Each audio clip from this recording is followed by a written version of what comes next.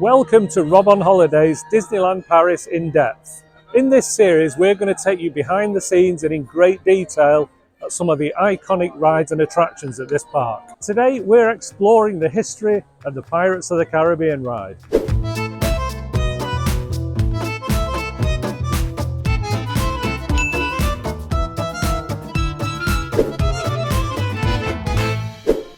Yo-ho, me hearties! Welcome aboard this voyage into the history of one of Disney's most famous theme park attractions, Pirates of the Caribbean. Pirates of the Caribbean transports guests back to the Spanish Main, where a band of swashbuckling pirates ransack a coastal town in search of treasure.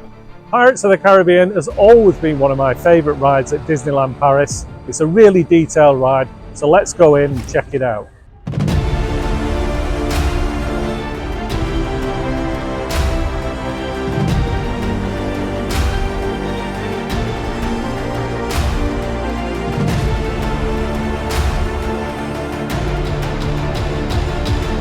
So we've just ridden Pirates of the Caribbean, and obviously it's one of the most detailed rides that Disney have ever created. This version in Paris here is very good because it's got a lagoon section at the start that takes you past a restaurant, up a chain mechanism to the second level of the ride.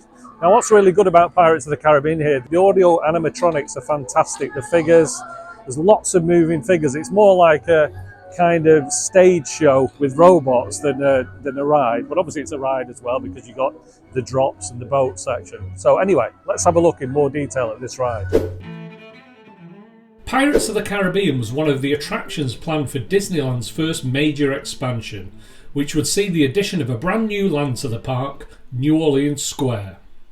Originally, the attraction was planned as a wax museum featuring famous pirates from history. Imagineer Mark Davis was soon brought onto the project, and he changed the concept to instead feature comical fictional pirates.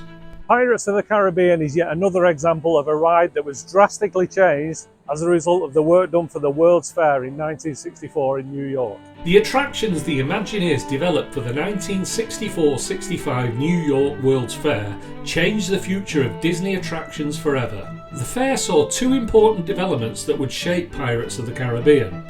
Firstly, Disney developed the first human audio animatronic figure for Great Moments with Mr. Lincoln. And secondly, the boat system developed for It's a Small World saw Imagineers decide to make Pirates a ride rather than a walkthrough attraction. After the fair, Walt assembled a team of famed Imagineers to bring Pirates to fruition. Mark Davis was in charge of the comical cast, Claude Coates developed the extravagant sets, Yale Gracie worked on the special effects for the attraction, including the fire effect in the burning town scene, and finally Ex Atencio wrote the attraction's script and the lyrics for its theme song, Yo Ho. Unfortunately, although Walt had been a big part of the attraction's development, he never got to see Pirates open in Disneyland.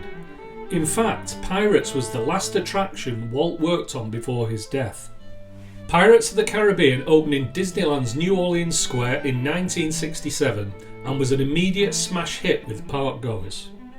Despite the ride's success in California, Disney chose to open the Magic Kingdom without it, the reason being that Florida's proximity to the Caribbean and pirate lore meant that Disney didn't believe that East Coast guests would be interested. They were wrong. One of the most common guest complaints was that the park didn't have Pirates of the Caribbean, so a version was hastily opened there in 1973. In Florida, the ride is found in Adventureland, so the setting was changed from the Louisiana Bayou to the Spanish Main, a setting that has been maintained in future versions of the attraction. The Pirates set sail to Tokyo in 1983, and by the early 90s, plans were already underway to bring the attraction to Paris too. Pirates of the Caribbean was such a hit that when designing Disneyland Paris, Tony Baxter and Adventureland lead Chris Tietz doubled down on the Pirates theme. Now when building Disneyland Paris, the Imagineers were able to really go to town on the pirate theme.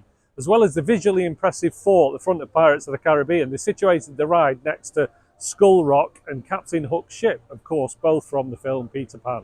Although the attraction would remain the same at its heart, some significant changes were made for Paris. First, the attraction's storyline was reversed. In Paris, the ride starts in a lagoon before boats travel up the first hill lift, which symbolises a transition back in time to the infamous age of piracy. The middle section of the ride follows the sequencing of the American versions, but the final drop takes you back to the present day, showing us the ultimate fate of the pirates. In Paris, new animatronics were also added to the attraction. Most notably, the two sword-fighting pirates marked the first time two human audio animatronics would actually touch each other.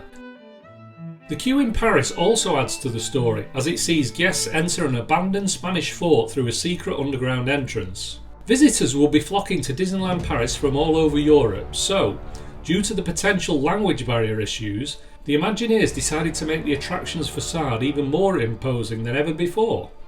As you enter the fort, you'll notice the wall is scarred with the marks of cannon fire, and a Jolly Roger ominously flies atop the tower. Although many Disney attractions have been based on films, Pirates of the Caribbean was the first time an attraction actually inspired a film series.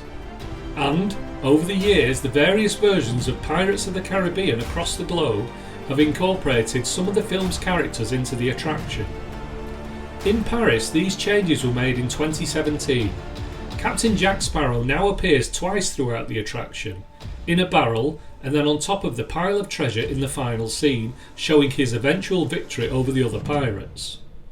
A Barbossa animatronic has also been added to the final scene and uses impressive projection mapping technology to change from a human to skeletal form and back.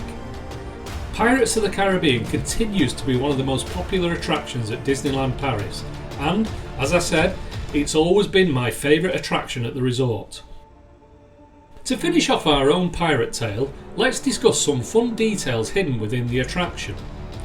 Did you know that Walt Disney actually gave the attraction its name? In a conversation with Mark Davis, Walt casually referred to his original wax museum idea as Pirates of the Caribbean, and the name stuck. In Paris, even Coca-Cola wants to get in on the pirate action. Next time you walk to Pirates via the Fantasyland walkway, take a glance at the Coca-Cola cart.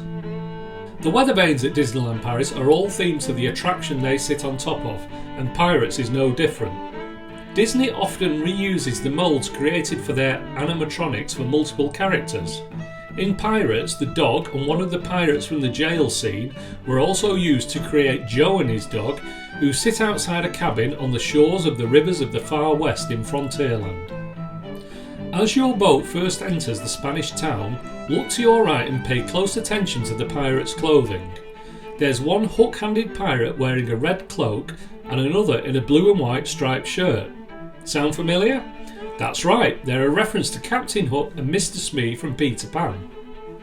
If you ride the Disneyland Railroad between Frontierland and Fantasyland, you can actually see the final scene of Pirates of the Caribbean. Talking of the final scene, as your boat tumbles into the caverns, you'll notice that the rockwork is designed in the shape of a skull. The ride's final scene, the treasure room, features more than 30,000 gold coins. Not real gold, of course. And, as you look at Jack Sparrow sitting victoriously atop the treasure, you may notice a parrot perched atop another skeleton. This is the same skeleton that used to sit on top of the treasure pile before Jack was added to the attraction in 2017. Thanks for watching Rob on Holiday. We hope you enjoyed our guide to Pirates of the Caribbean. If you liked this video, please subscribe and see you next time.